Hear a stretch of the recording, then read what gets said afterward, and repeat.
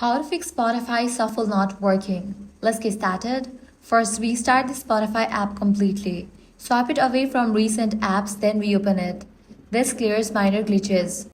Swipe up from the bottom of your screen, close your Spotify app, and again relaunch it. Next up, head over to Spotify app settings.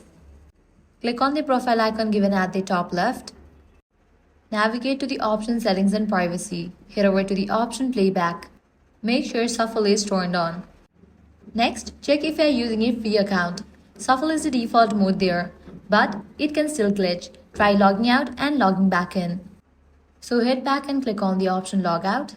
Click on Logout again for the confirmation. Wait for a few minutes and again log in back.